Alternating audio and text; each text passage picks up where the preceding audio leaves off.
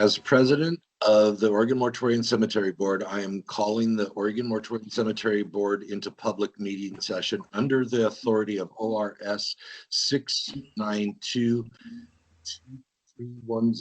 OAR 830-011-0010-2 and 3, ORS 192610 to ORS 192705. In accordance with ORS 1926301. This is a public meeting session. This public meeting is open to the public. The board invites the public to sign up to provide public comment at the time scheduled during this meeting. Public comments may be limited to 2 minutes per person as the discretion of the president or vice president chairing the meeting. The date is January 21st, 2025. It is 9:05 a.m. The Oregon Mortuary and Cemetery Board is now come to order.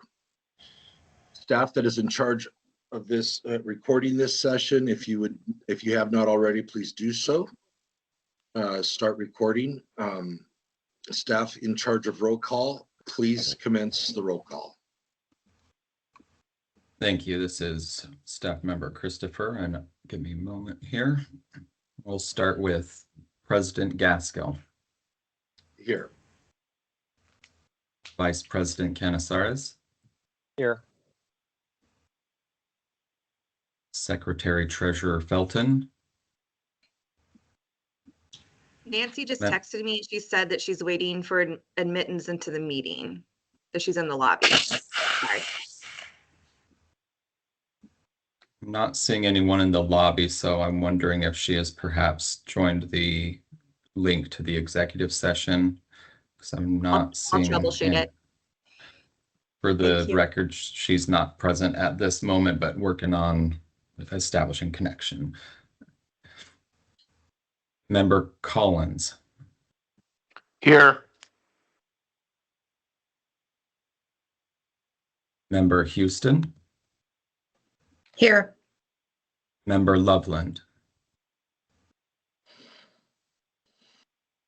I'm here. I just lost audio.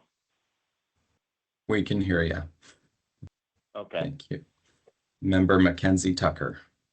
Present. Member Nagus. Here. Member Pacheco. Here. Member Porter. Here. AAG McCracken. Here. Director Dresselhaus. Here. Staff Member Brown. Here. I, Staff Member Christopher, am present. Staff Member Hune. Here. Staff Member Itkin. Here. Staff Member Kenny. Here. Staff Member Little. I am present. That concludes roll call. Thank you. Thank You didn't call my name, Ryan. You missed Deb. My apologies, Deb. You were right before Holly. Member Harris. Present. For the record, Member Harris is present. Thank you. My apologies. Thank you, Ryan. So the first topic on the agenda is our meeting minutes from the last 2 meetings. Is there any corrections or motions on this to approve them? We're going to start with January 21st. No, that's today. Oh, the draft from October 8th. The October 8th one.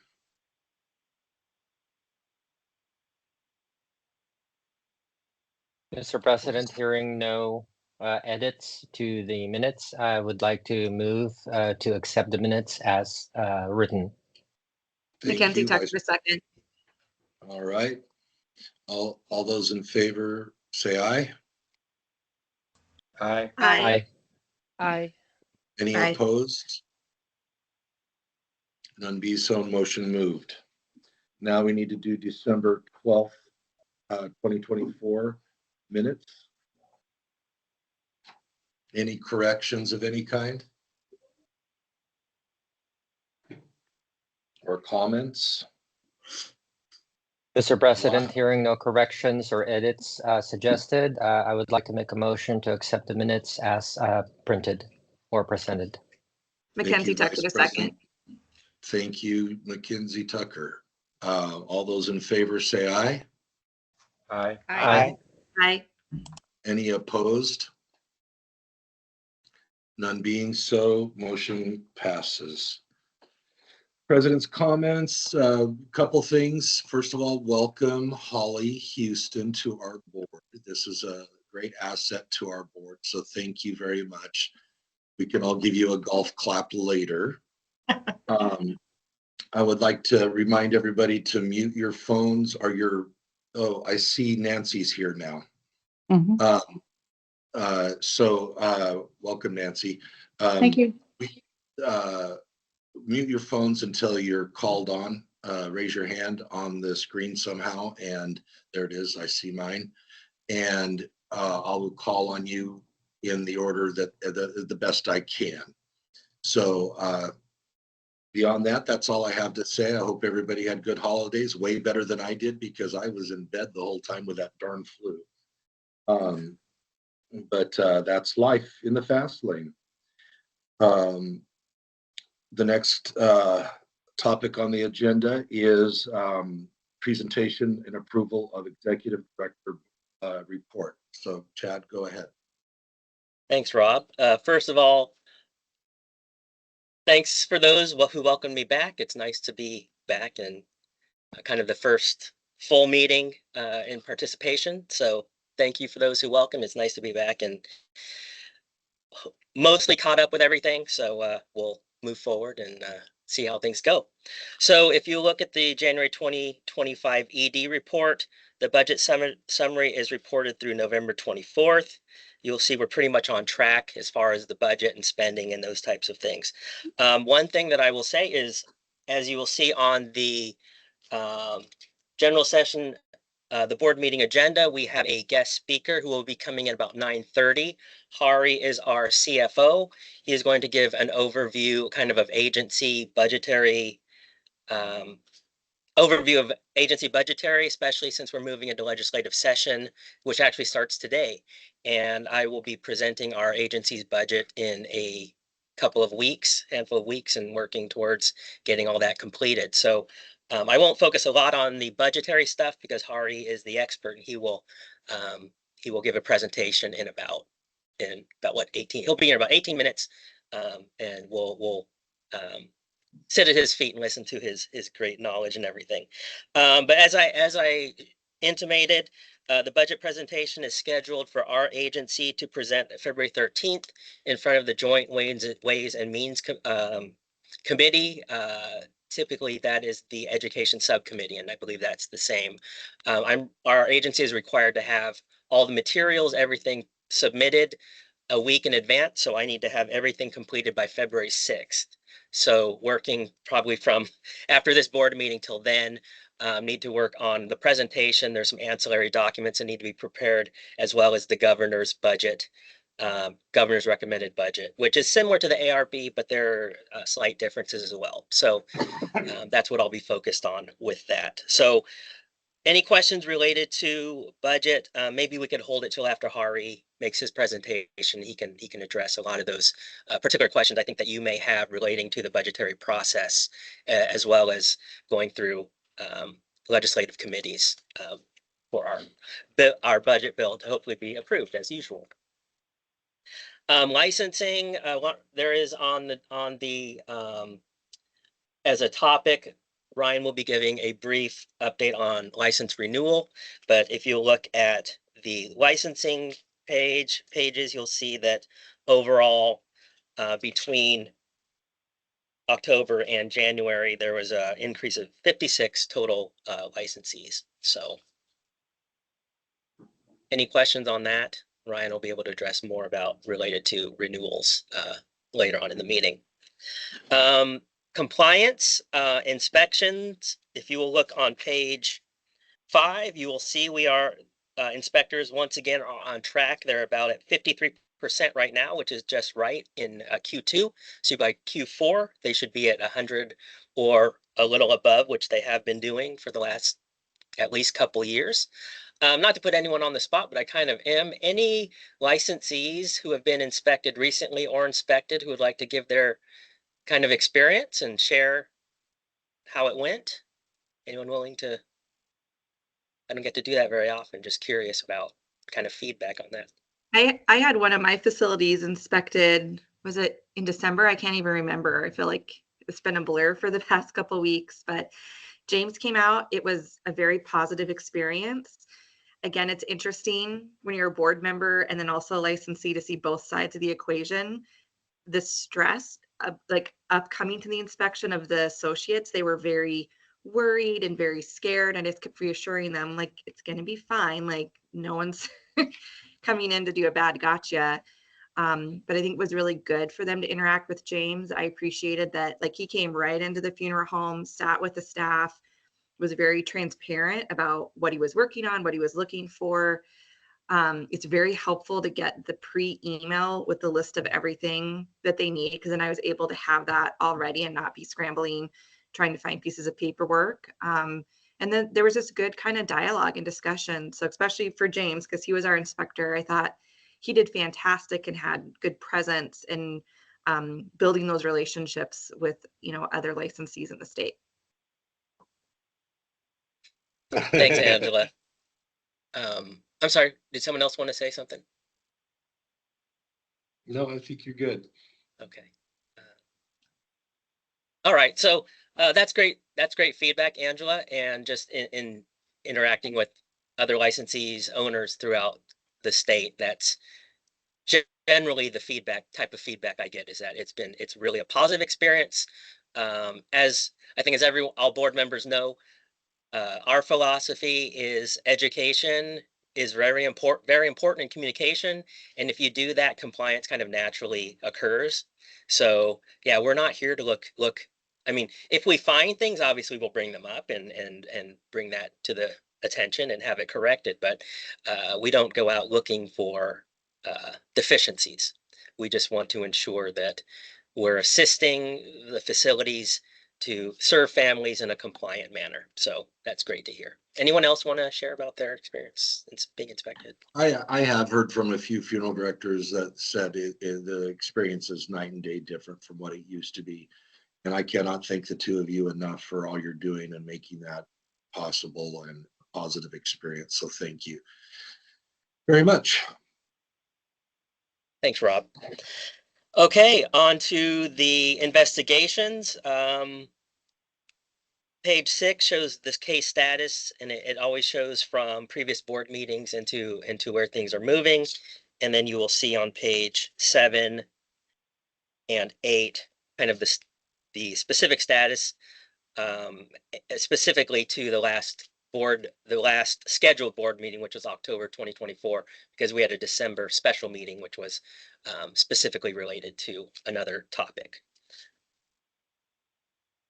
And then last kind of overall topic is the IDP fund. I think the one thing that was kind of interesting to me and maybe to you as well, on page 10, you will see calendar year 2021 to 2024, the increase of claims that we're receiving. So in calendar year 2021, we received 456 claims. Calendar year 2024, we received 816. So that is probably representative of the kind of environment in which we're in, economy and all those types of things. But it is very interesting to see that based on kind of, in a sense, we were kind of forced into it, I guess, because of the board, if you recall what we encountered when IDP was kind of borderline, not being able to be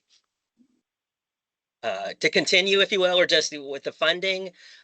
We took action, if you recall, to sadly temporarily suspend or to lower that payout, but then we were able to recoup to add to that the IDP fund based on the allocations. And then working with the governor's office, we were able to get a bill passed that increased the death filing fee, which, working with our CFO and policy advisor, ensures that the IDP fund will remain sustainable at least for several more years. I believe it would be a good time to establish a committee at some point, to have maybe a full review of the program, see how it's doing, and see if possibly we could increase that payout, because I know that we have been approached by many facilities who utilize the fund and asking if there's a possibility to increase that payout amount. So I think it'd be appropriate time in the near future to establish a committee and just discuss discuss how it's doing and what changes, if any, and possibly an increase in the payouts or the reimbursements to the facilities. Any questions Great. about IDP?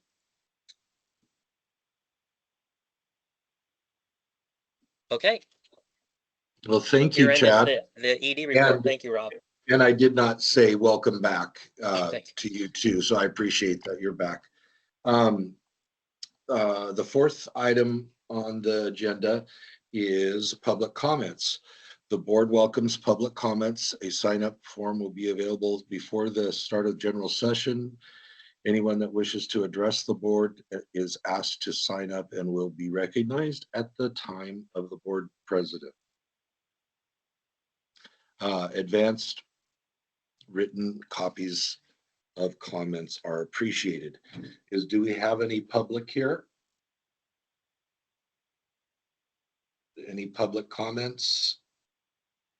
None being, we'll move on to item number 5 on the agenda, general discussion of action, discussion and action items.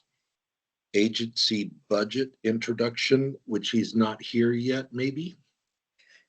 Yeah, Rob. So I think maybe we could just go on, and then when he gets pops here, into we'll the just gallery, we can pause and let him speak. Oh, okay. You get to welcome Holly now. Oh, just the one Mallory reminder of the best practices.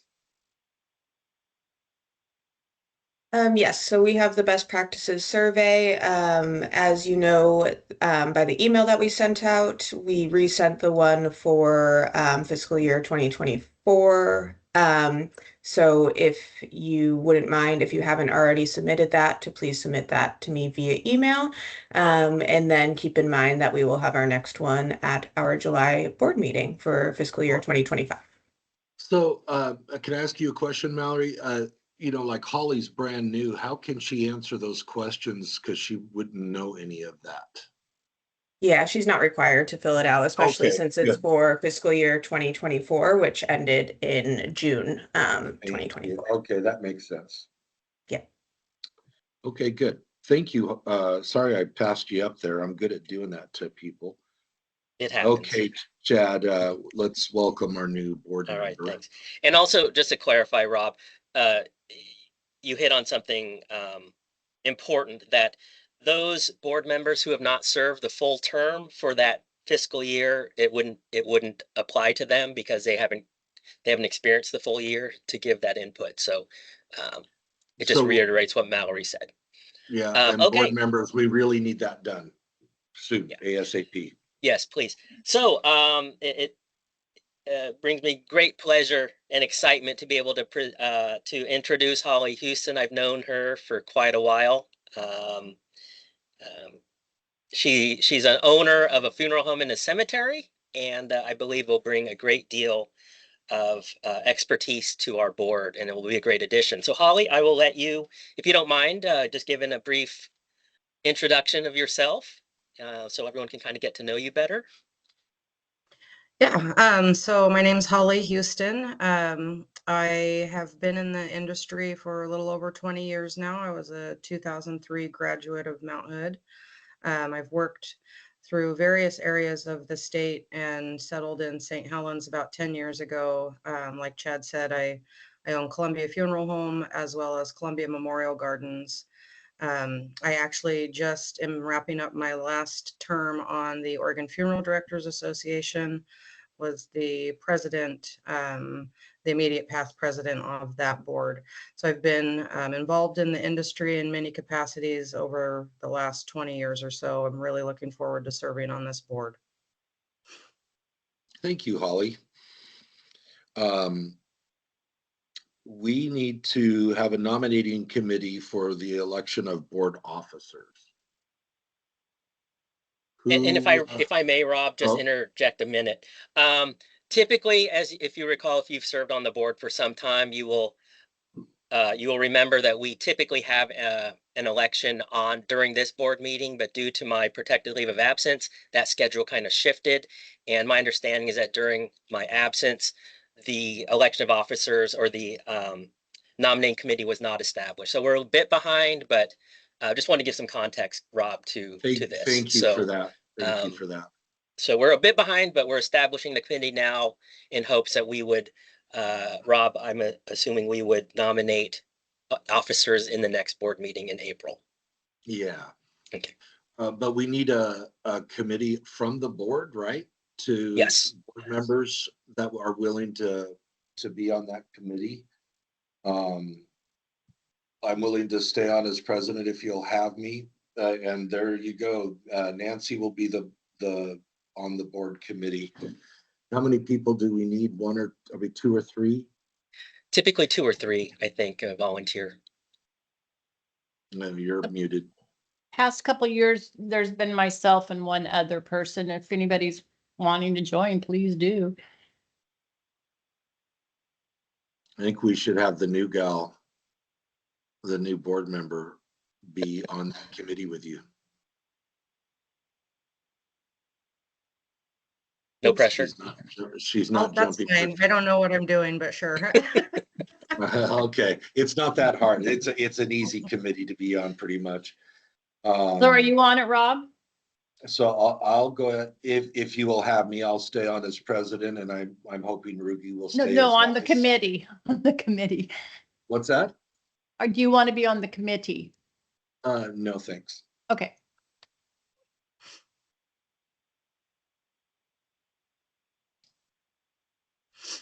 And you'll reach out to board members and staff. Not staff. Executive board members and regular board members, and get that moving. Moving on to license renewal update. Mr. Thank you. Ryan. Thank you. And I'll just try to keep this brief. All facility licenses and certificates of apprenticeship were due for renewal by December 31st of 2024. If renewal applications were not submitted and the renewal fees were not paid by December 31st, the facility licenses and certificates of apprenticeship have expired. Facility licenses that have expired or lapsed should not be operating. Individuals with certificates of apprenticeship that have expired or lapsed should not be working within the scope of practice as an apprentice. It is possible to reinstate facility licenses and certificates of apprenticeship that have expired. However, a $50 reinstatement fee will be applied to any facility licenses or certificates of apprenticeship renewed after December 31st. Thank you, Ryan. Is there any questions or comments about that from the board? Not being any, so then we go on to OMCB newsletter. What a beautiful letter it is. You do such a good job on that, Mallory.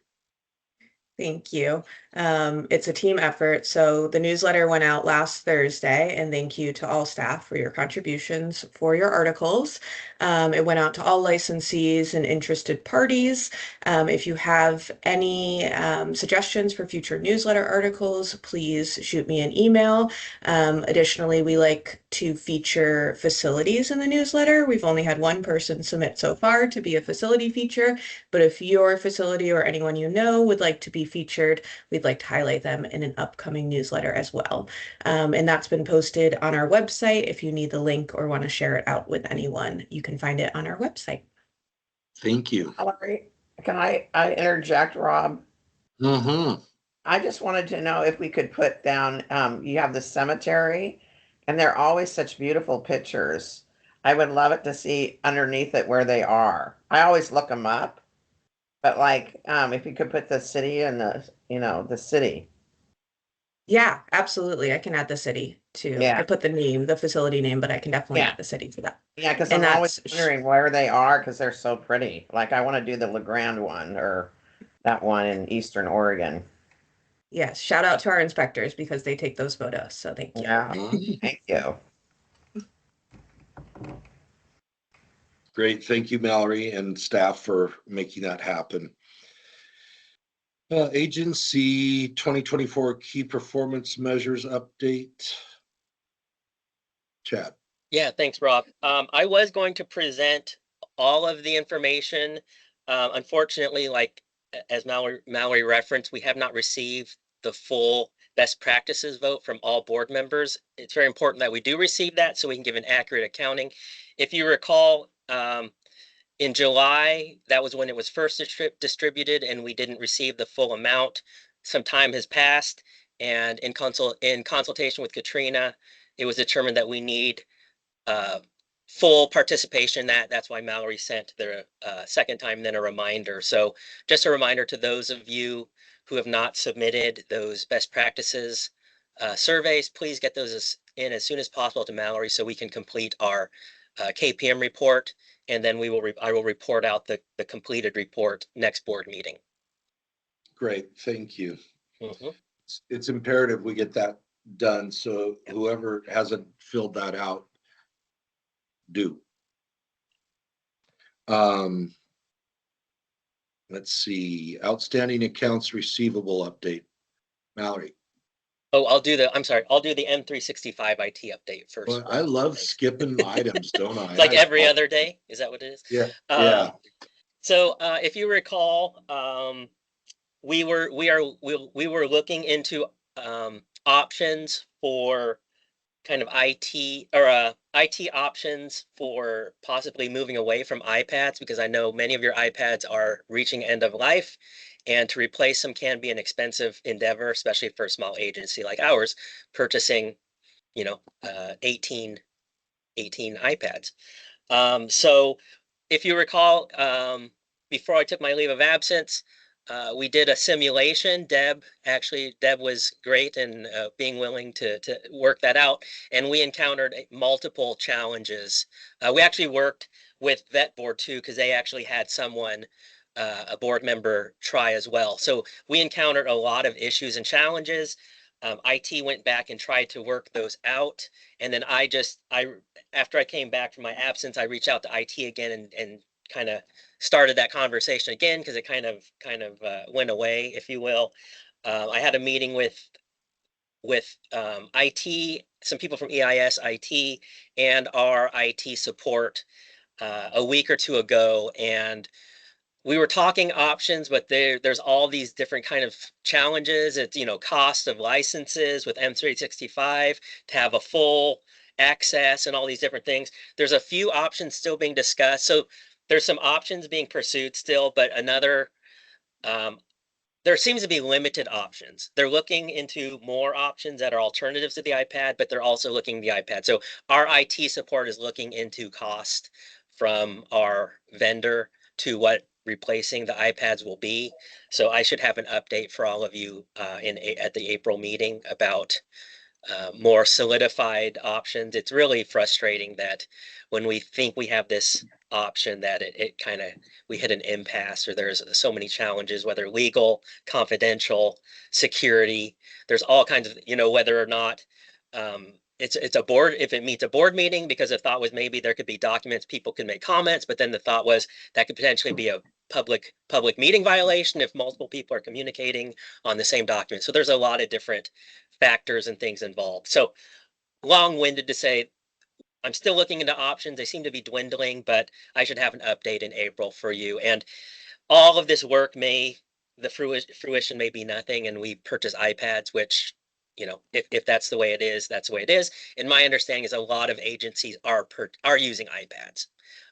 because it's kind of the path of least resistance, although many are looking for other options because it is a cost prohibitive for many agencies when you have to purchase new equipment after a certain amount of years. So just wanted to give an update to everyone, because just to keep that as a conversation piece and not to have it fall off the radar. Yes, Rugi. Yes, can you hear me clearly? Because my earphones is going in and out. Can you guys hear Yes, me? I can you're hear you. good. Okay. Yeah. The only consideration here, and I'm not going to delve into the discussion of the whys, right, is there is a potential, and I did that in my clinic. I purchased pretty much anything electronic that I can purchase, because there's a potential that the prices of anything that has a silicone chip in it will increase. So you need to factor that consideration if you wait until April, that there may be, depending on who you read, a 30 to 60% increase in anything that has a chip. So just something to factor in. Okay. How much is an iPad? Does anybody know? For a low gigabyte, because I'm doing that right now, an Apple iPad to 256 gigabyte with about $330 if you buy it in Costco, $360 if you buy it off the web. So that's a huge expense times 18. It can be, and also we have to purchase from companies that have gone through procurement. So we can't, even if it's cheaper at a certain place, we can't always do that. So we can't just go to Costco and buy 18. We have to buy from those companies that are approved, have gone through DAS procurement. So that's why we have certain, there's certain companies that have gone through a rigorous vetting through the state to be authorized as a vendor. So there are times, because actually even with Amazon, there are many times when we're discouraged from purchasing from there because they're not technically a procured, approved company. Yes, Yeah. Rugi? Sorry, something came up in the clinic. I'm going to disappear video, but I'm still listening. But I need to take this call. Something's going on. Okay, Thank you. thanks. So any questions on that? Otherwise, I'll just, I appreciate Rugi's comment about being aware of potential cost increase, and I should have a more solid update in April with hopefully maybe a decision or maybe an option that I can present to the board for discussion. Is Hari here? I thought so. We have a new board member. I didn't know. Okay, there's Hari. Okay, great. Yeah. Well, why don't we go ahead and jump right into your presentation on the budget? Hi, everyone. My name is Hari. I'm the DAS Chief Financial Office analyst that is assigned to the Mortuary and Cemetery Board. And Chad just asked me to come in and talk you guys through, just basically to give you some budget background, kind of give you some background on the process, where we're at in the process, and then kind of what the steps that are coming up are. So again, I'll start with just an intro of myself. My name is Hari.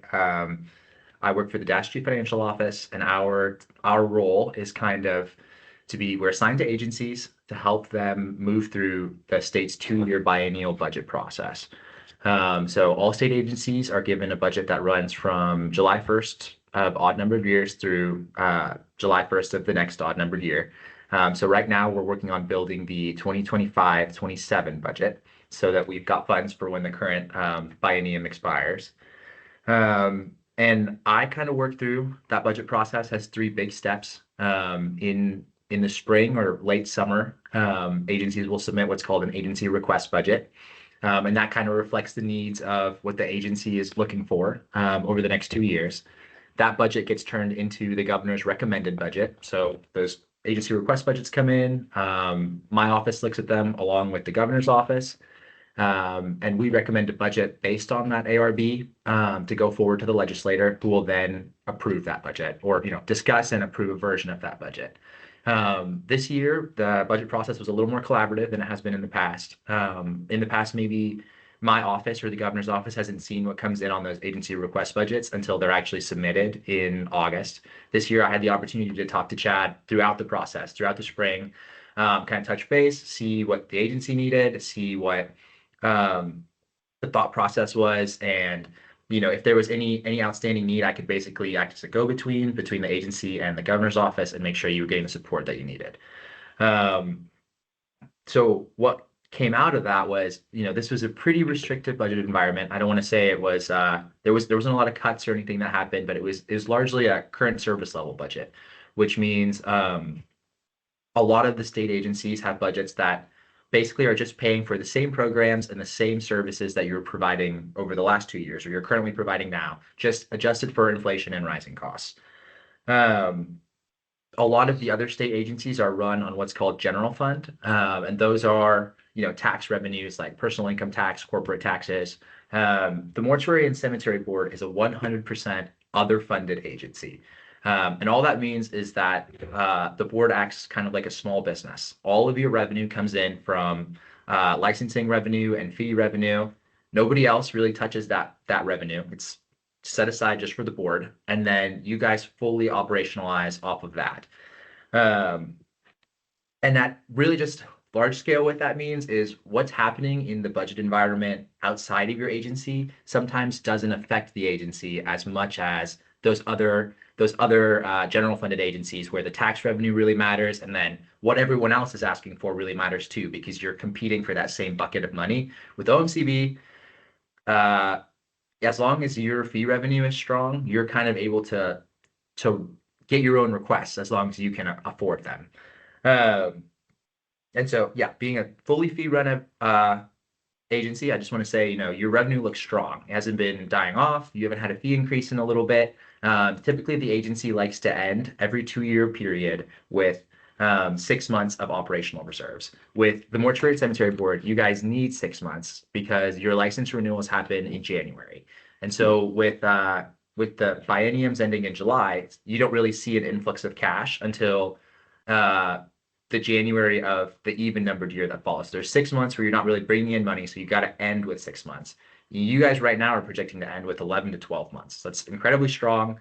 You're fiscally secure. You're not asking for anything that you can't afford.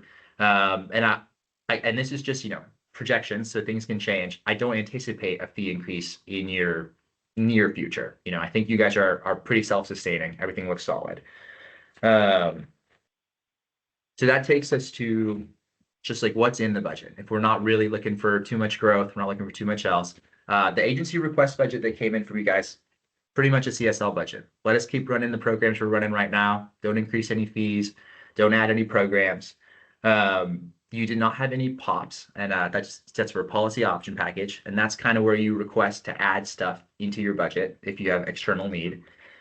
You did have something called a legislative concept. So essentially a bill that was introduced in conjunction with your budget. And I don't know how much Chad has spoken about this before, but it's basically focused on giving the board or expanding the board's disciplinary abilities and bringing them up to match and be current with what the other licensing boards are able to do as far as charging fees and fines. And then you are also considering the addition of a key performance measure. And that's kind of still a work in progress, but there's an idea to maybe come up with a way for the board to measure its license processing speed. So set a target, maybe it's 10 days, maybe it's 15 days or 30 days. Typically the target is set to be reasonable to the agency, its resources, and what is considered appropriate for OMCB. And that's still a work in progress right now. And then to look at the budget as like a financial number, the governor's recommended budget right now is $3.53 million. So that'll be for the 2 years from July 1st of 2025 until July 1st of 2027. That is a 9.6% increase over the legislatively adopted budget. So the budget that was approved by the legislator for 23-25. A lot of that difference, that roughly $300,000 difference, is just the cost of inflation. So if you want to know like kind of what's causing that rise in that inflation and that rise in costs, this agency is small. There's 7-8 people. There's not too many people. A lot of the cost is rolled up in staffing costs. It's just to pay the people that are able to provide those services. And the state of Oregon just got 2 of the biggest COLAs, cost of living adjustments, that the state's ever seen. 6.5% last December, and then 6.5% this January, a total of 13% over 2 years. This is the largest cost of living adjustment that Oregon's seen in over a decade, maybe ever. Typically, cost of living adjustments are closer to 2 or 3%, and those adjustments are union negotiated. So they're not, this isn't the board deciding to pay its employees more, or an isolated event. The labor unions go out and they negotiate with the executive branch, and then those costs are just, they have to be absorbed. And as far as the timing goes, typically those negotiations happen during session. And so, we can be about to pass your guys' budget bill, and then the union can decide that, or, the negotiations can end and they can decide you need a 6% raise. And you just have to cover that cost of paying the employees. And sometimes that can be a little tougher for other funded agencies, because that raise has to be supported entirely on your own fee revenue. And again, this didn't really cause like a problem at the board. You guys have strong revenues. You're able to provide that additional pay rate. But I just want to say that is it's not consistent with what has been happening in the past. This is a slightly larger raise on personal services, and it's not something that you should expect to continue. Something that is consistent for personal services costs is that every year state employees get a step increase. It's like a 4% raise for tenured service. And so when you combine those yearly raises along with the largest cost of living adjustment that's happened in a while, it ended up in a pretty substantial increase just for staffing costs.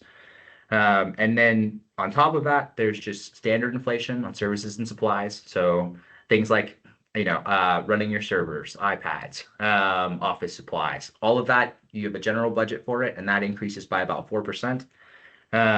All of the services that the board has to pay for, such as your attorney general, your financial services, so not quite me, but the financial analyst that provides the projections for every month, rent, your risk liability charges, a lot of those increase, again, through no fault of the board, just an increase in the cost of those services. You're not purchasing more, you're paying for the same amount, just at a higher rate. So really a lot of the cost increase for you guys has been non-board run, just increasing across the state for everyone. And I know I'm just talking at you guys, so if anyone's got a question, please cut me off. You're totally okay. Okay, the budget we're presenting, the governor's recommended budget, is about $3.5 million. And that's where we're sitting right now. No extra policy packages, one legislative concepts, no extra programs you're adding. So what comes next? Me and Chad will go before the legislator on 2/13, so February 13th, and we'll make a budget presentation for public testimony. It'll be 90 minutes, and we will be sharing that time with 2 of the other health-related licensing boards. And basically, I will give like a 5-minute overview, kind of like I'm doing right now, but very OMCB specific, and be like, here was the agency's budget last year.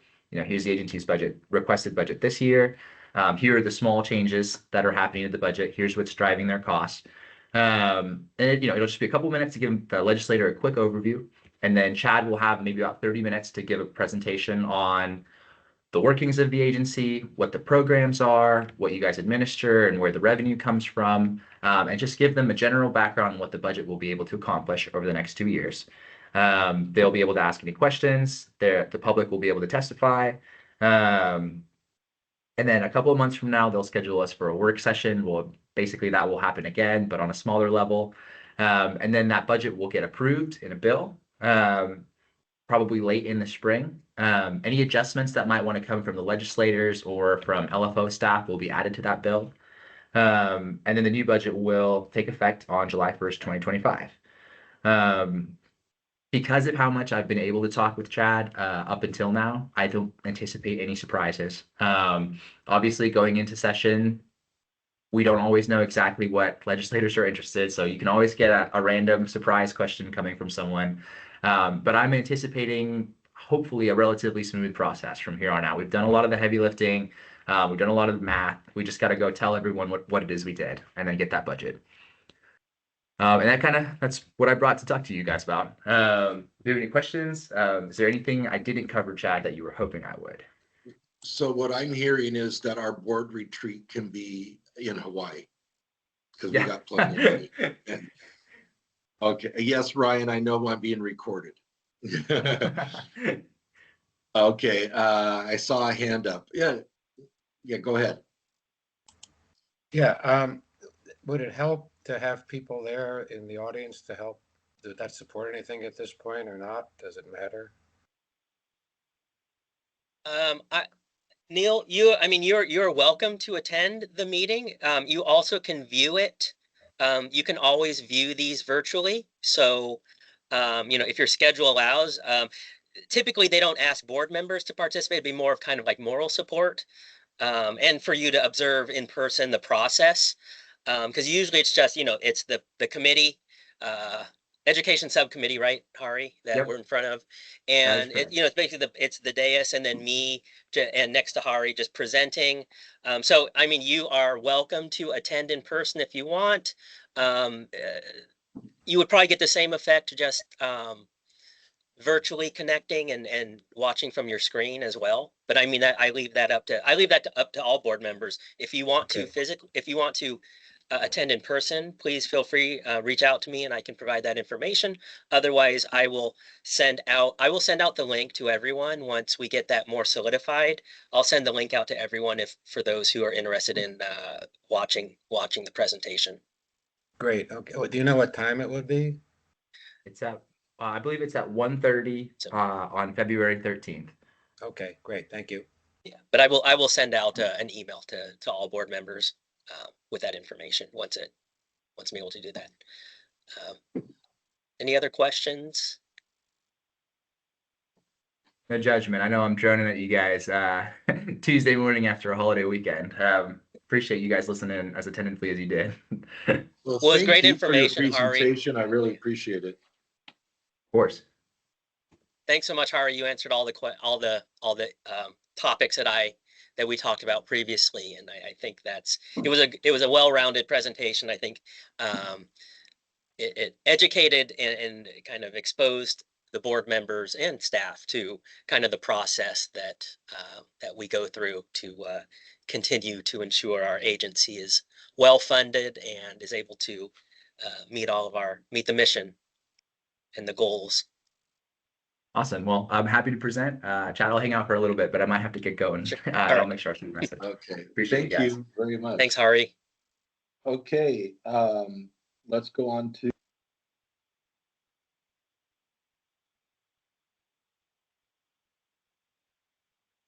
I went ahead and muted myself. I'm sorry. Go ahead, Mallory, with the outstanding accounts receivable update.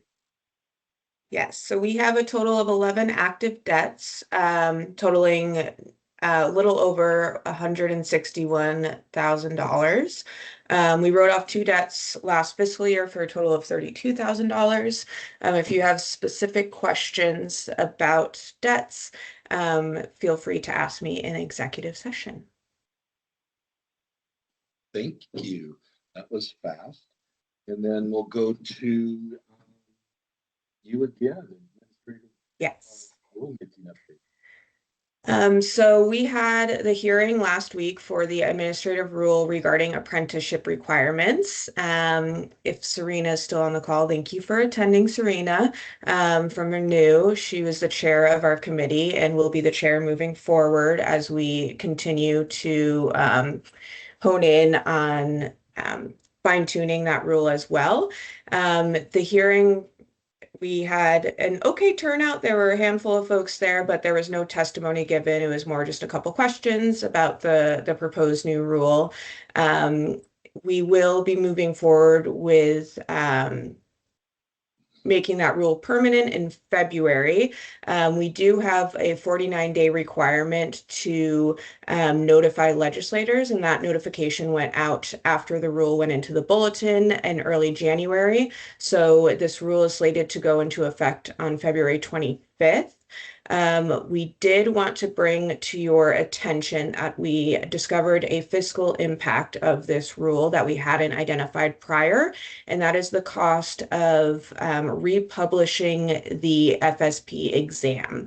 Because the rule is changing, we will have to change a couple questions on that exam, and the total cost to do that is quoted at $4,100. So it's $2,900 in development fees, and then a $1,200 fee for republishing. The turnaround time on that is fairly quick, so we should be able to have that done seamlessly with when the new rule goes into effect. But we wanted to bring that to the board's attention. If there's any comments on the fiscal impact of implicating this rule, and determining if there need to be any adjustments to move forward with filing it permanently. Perfect.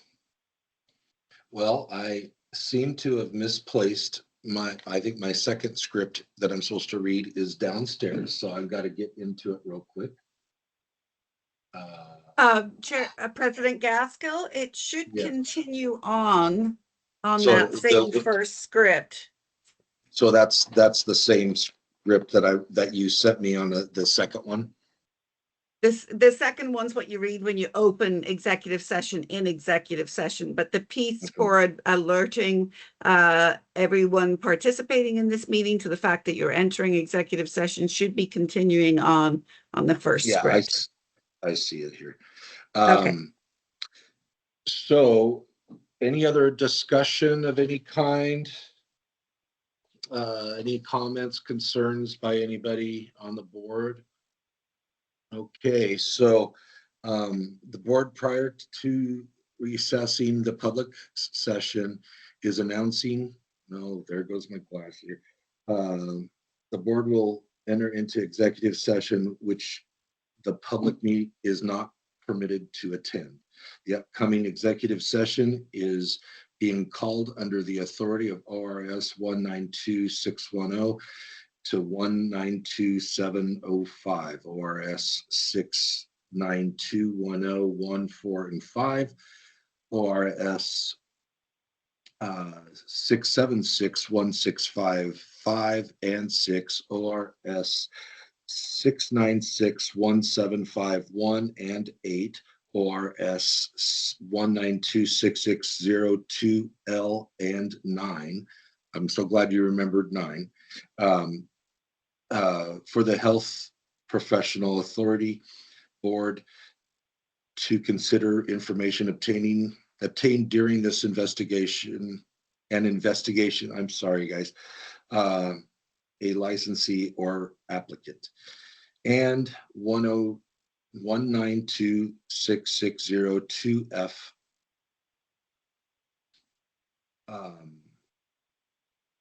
record that are exempt from law and public. And then you have these ifs here. Do I have to read those ifs? No, okay. No, those do not apply today. That's for future. If they're applicable, then we would have to read them, but they're not applicable today. Okay, so only board members and certain representatives of the media designated by the Oregon Mortuary and Cemetery Board, staff, public officials, and other legislative staffers and legal counsel shall be allowed to attend the upcoming meeting in executive session. All members of the public are required to exit the public session at this time. Members of the news media and public officials may enter the executive session, but are reminded that the discussion they hear in executive session are confidential and may not be redisclosed through reporting or otherwise. This is January 21st, 2025 at 9:57 p.m. a.m. I guess. This Mortuary and Cemetery Board will now recess from public session as enter into executive session. So what we need to do is get out of this and get into the next one that Mallory sent out, which is the executive session board meeting. Do you understand that, Holly? I think so. I'm navigating through my iPad, looking at my files right now. Yes. Okay. Nancy, go ahead. You're muted. You're muted, Nancy. Looking. Are we moving in or can we take like a 5-minute break? We're gonna take a break. Yeah, we're gonna take Perfect, a thank you. 10-minute break because I've got some work I gotta take care of real quick. Okay, we are now gonna close this out, get into executive, and we'll see you at 10:10, let's say. Is that okay with everybody? 10 minutes? Okay, thank you, guys. Yes. So leave this one.